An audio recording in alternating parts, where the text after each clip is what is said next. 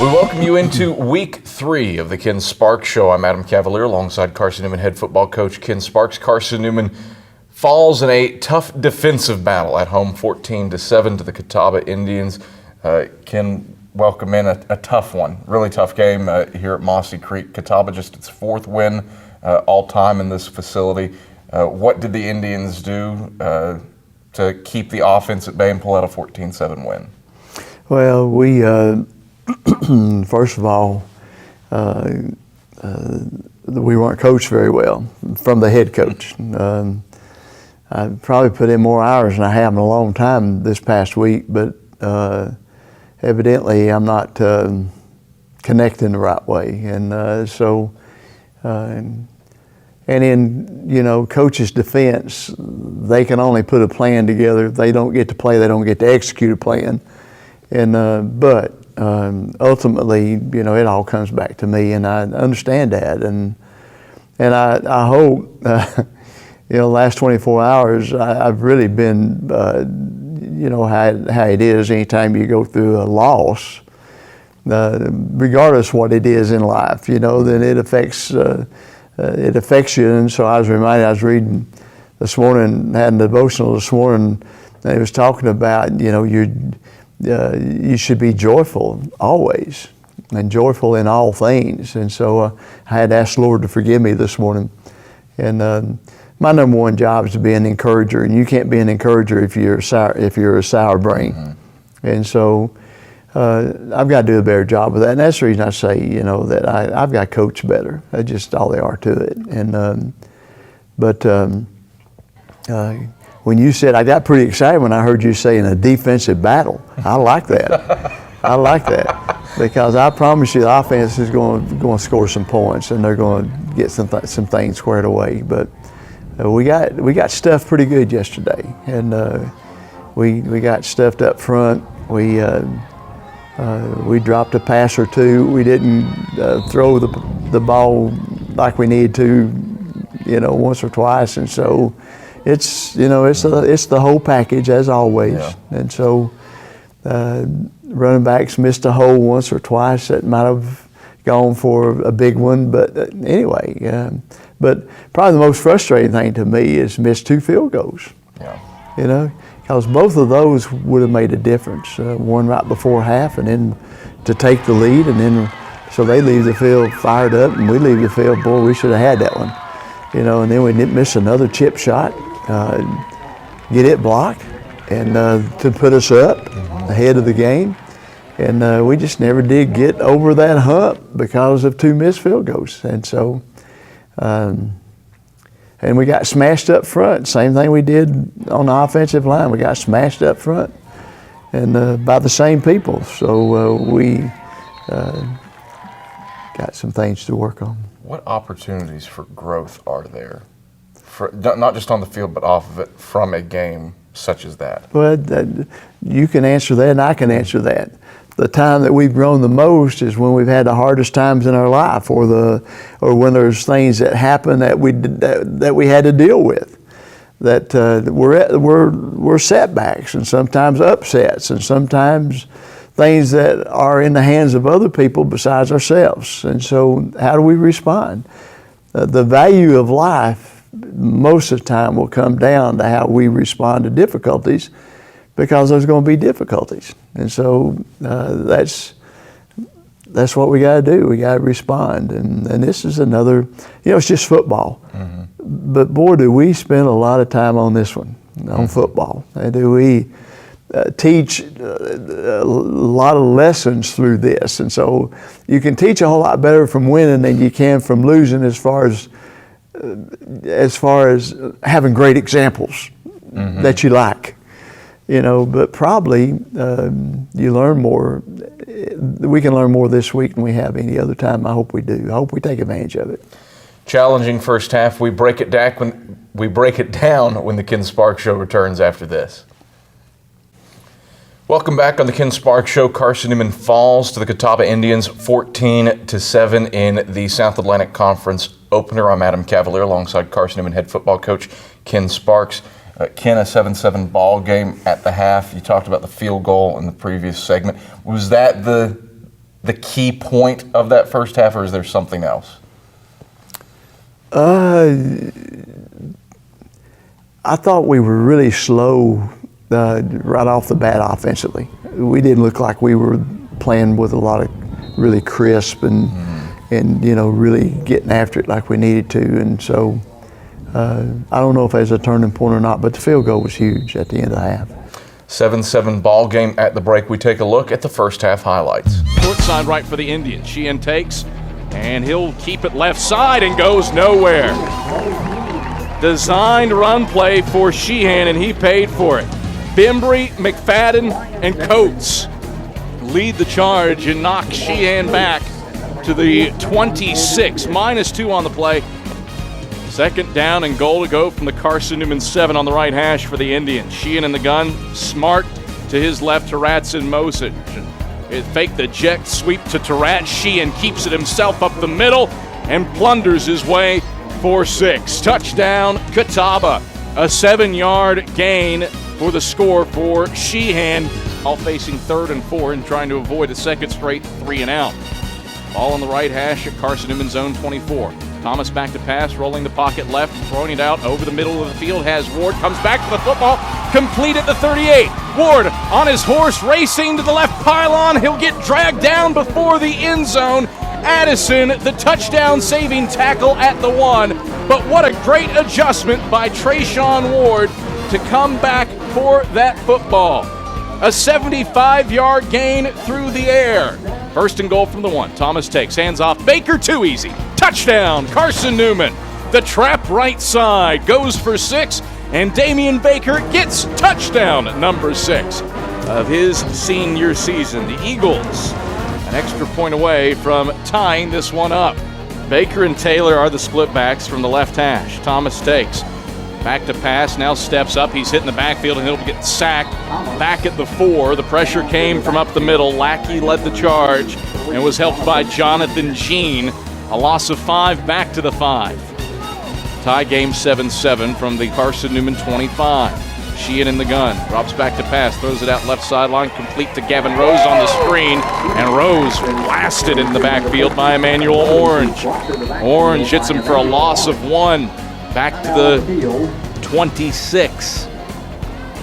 4 wide set, a lone man Smith to the short side left, a trio of wideouts to the wide side right. Taratz is the man closest to the line of scrimmage. He's the first team all-sack wideout. Sheehan back to pass, steps up into the pocket, is pressured from behind and sacked back at the 31. Justin Long and Phelan Booker charge through to drop him for a loss of 5 back to the 31. It'll be 3rd and 16. Trying to make some magic happen, playing with house money right now. 2nd and 10. Draw again, right side. Baker has running room along the right sideline. Baker flies across the 35 down to the 22, and he's caught from behind by Addison. A gain of 29 by Damian Baker. Nance snaps back. Goforth's hold is down, and the kick is blocked at the line. Wise up-ends the man who blocks the ball, and that is how the first half comes to a close. Kitchens, the man who stormed through. Those are the first half highlights. Carson-Newman and Catawba deadlocked at 7 at the break. Ken, what was your message in the locker room at halftime to the team? Well, I just asked them that the will was probably going to decide this ball game, ever who had the strongest will, and asked them to make sure that they reach as deep as they can reach, but we had some opportunities too. I mean, anyway. It felt like a field position battle, a classic field position battle. Get to a little bit early, but I felt like the tide had turned your way in the second half. Christian Ramirez started punting it good. Yeah, flips field position, a 65-yard boot. What was your take when that happened? Well, I felt pretty good, and then I think that's when they had the 95-yard. I think that's when they ran the post pattern, and we didn't get him covered, and went for about 70 yards, and that was hurtful, very hurtful. Damian Baker runs hard. Hard, and the other 2 did too. You know, Montavious and our little freshman from Antonio, Wimbush. Wimbush from down in South Georgia. Boy, he's going to be a good one before he gets out of here. What is it about their performances? It felt like they were very gritty. The offensive line didn't get a ton of push, but still they were fighting for hard yards. They were just running hard, and they were determined, and the best thing about it is they're taking care of the football, because they're taking some beating now, and they're holding on to the football, and that's a great back compared to a good back, is one that takes care of the football. How impressive is it through 3 weeks now? The offense still has not turned the ball over. I love it, but we need to score some points, or at least kick some field goals. But we got some frustrated offensive coaches right now, and I don't know if we're asking some guys to do something they can't do, that they're not capable of doing. I don't know. We'll have a deep. We got to get our couches out and lay down and start making some notes and try to figure this thing out. Are you going to be our shrink? Yeah, I'll be your Sigmund Freud. To come and help us with that? Yeah, I charge a very steep hourly rate. So. Dr. Pepper, all you can drink? Oh, that, and you probably need to talk to Alan Morgan about a little... Something on the side, I got you, okay. A little something extra. We break down the second half after King gets me a Dr. Pepper, and after this on the Ken Sparks Show.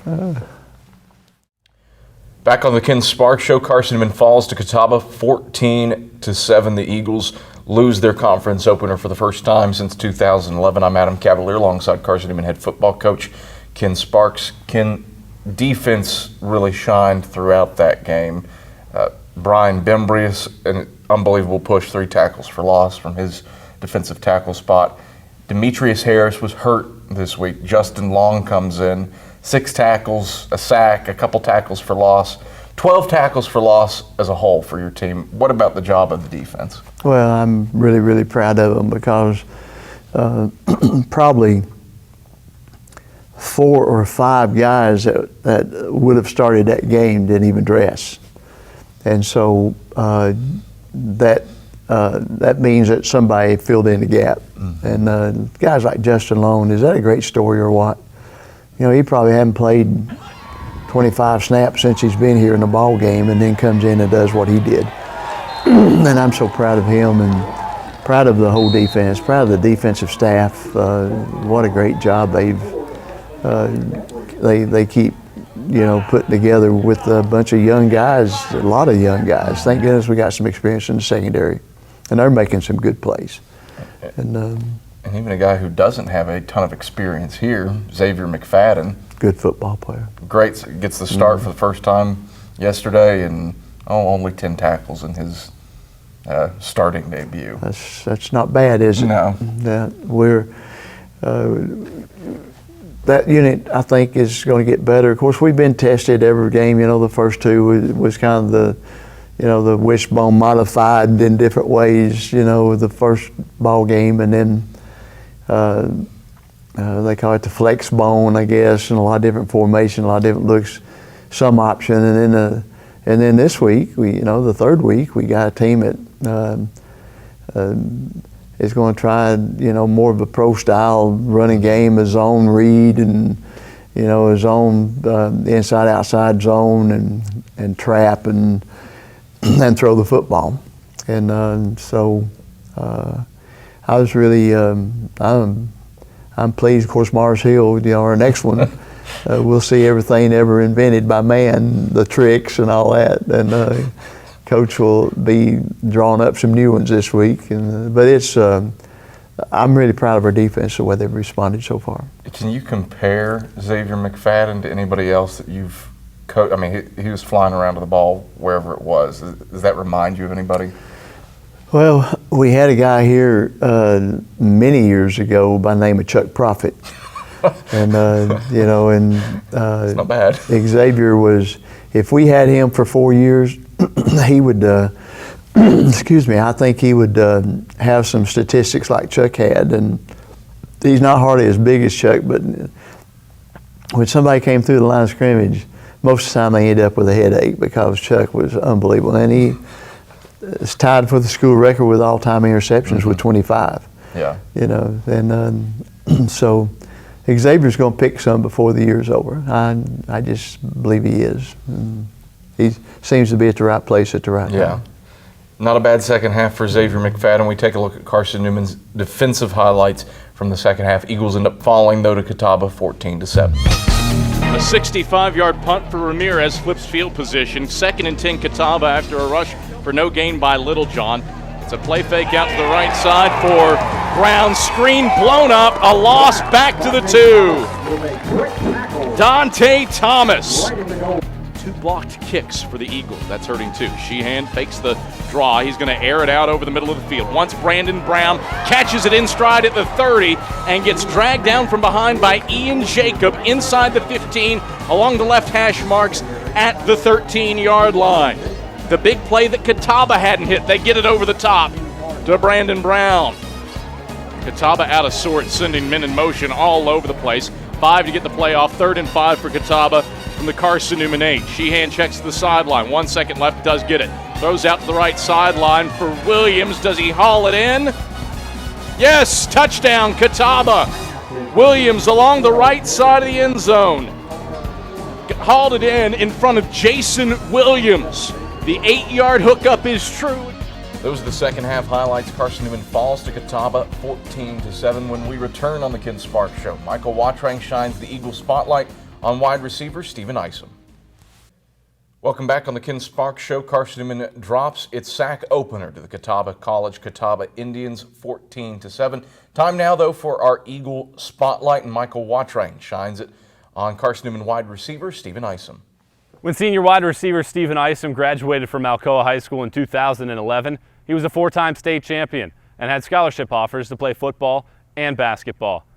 His career in Mossy Creek has been riddled with injuries, but he's learned to appreciate each and every single day. You have to just deal with adversity. You have to learn how to, when stuff doesn't go your way, just jump back and work hard, and hopefully it goes in your favor. At 6'4", 220 pounds, Isom is the ideal target in the passing game. Offensive coordinator Mike Turner has seen an inspiring young man battle through setbacks and maintain his role in the Carson-Newman offense. The most impressive thing I've seen about Steven, and we recognized him that first game, is that, you know, you take a kid to the hospital and they think he's broken his collarbone, and after the injury went through a year ago, you know, opening night, same time frame, you could see where a kid get discouraged quickly. But how impressive it was to see him come back on the field, put his pads back on, and go back and make a great contribution to the football team. You know, I think it was a great growing up moment for Steven Isom as well. Steven has talent and is continued to get better, and you know, he's a part of our game plan every week. Carson-Newman coach Ken Sparks said that Isom is tough about getting back on the field, and that he is proud of what the Alcoa, Tennessee native has been able to overcome. Isom's leadership and attitude has been seen by the other wide receivers. Fellow senior Trayshawn Ward said that Isom helps each player with his blocking and route running. Isom does a really good job at being humble, and Isom is more so of a lead by example type of guy, and he's taught us all how to be humble and take advantage of every opportunity that we're presented, because you never know what's going to happen on the next play. Isom has caught 44 passes in his career and acknowledges that patience is a virtue being a wideout in Turner's system. But he savors opportunities to tell younger teammates what their expectations are. I don't want to say put yourself second, but you're not. I mean, maybe back whenever they're in high school, they maybe got the ball the most, or they were the star player. I mean, you have to humble yourself here. You have to understand that that's not the way we do it. And like I said, when you get a play, you have to make a play. In a day where wide receivers focus on individual stats, Isom is focused on winning a national title with his Carson-Newman teammates in his swan song at Mossy Creek. I want a ring because, I mean, like I had in high school, we won all 4, and I'm not really used to losing. So here I would like to get together as a team and get a national championship. Isom hopes his next step is with an NFL team. If not, he wants to work with his uncle, former Carson-Newman All-American Mark, or start a business of his own. Either way, the 5th-year senior has made the most of his time as an Eagle. For the Ken Sparks Show, I'm Michael Watrang. Thank you very much, Michael Watrang. Ken Sparks, Steven Isom, feels like he's been here for an eternity with his injuries. But senior wide receivers always in this offense, it feels like they're very selfless just because of all the blocking that they have to do, and not a ton of passes will be thrown their way. Stephen is a great story about just, we was talking earlier about having difficulties and how you handle difficulties. Stephen's had about every injury known to man, and major injuries, and still to be playing through it. Just like, first ball game, got hurt first quarter, and here he comes back and plays second half. And so we're really proud of Stephen's toughness. He's a team player. He has a knack of making a play when we need a play. Wide receivers, we can't play 9 against 11. We got to have wide receivers that block too, and the way they block is usually where everybody sees it in open space, where it means the difference between a 5-yard gain or a 25-yard gain. And so there's times when we got to get a little bit better at that at wide receiver, but we're proud of Mark. Stephen, I believe Mark may be his uncle. What do you think about that? Yeah. Not too bad family lineage. No, and if he followed that cue, he'd really be tough. His uncle was one of the best we've ever had around here. Turn your attention now to the Mars Hill Lions. You alluded to it earlier with Coach Tim Clifton, but maybe we'll see a triple reverse pass, and Mars Hill always tricky, and Tim Clifton, fun coach to go against. Yeah, I like Tim, but he's hard to defend because of a lot of tricks, and evidently they're playing pretty doggone good. They've taken 2 Division I's to the wire, and I don't know who they played this week. Limestone. Won 36-26, I believe. Okay, so they're scoring points again, and they're always a team that comes up with, like you said, a reverse pass or something. That they got speed. That's what makes them so dangerous. They got really good team speed. They seem to always have an elite level wide receiver, Keyshawn Taylor in this instance. Yeah. And now, typically it's been one feature running back, but now you've got Shaq Davis and Jamel Harbison back there. Both have rushed for 1,000 yards in the season. Past. Yeah, I know. It'll be a good challenge for us, no question. Ken, pleasure as always, and we'll talk to you next week. All right, thank you. It's Carson-Newman head football coach Ken Sparks. This has been the Ken Sparks Show. Thanks for watching.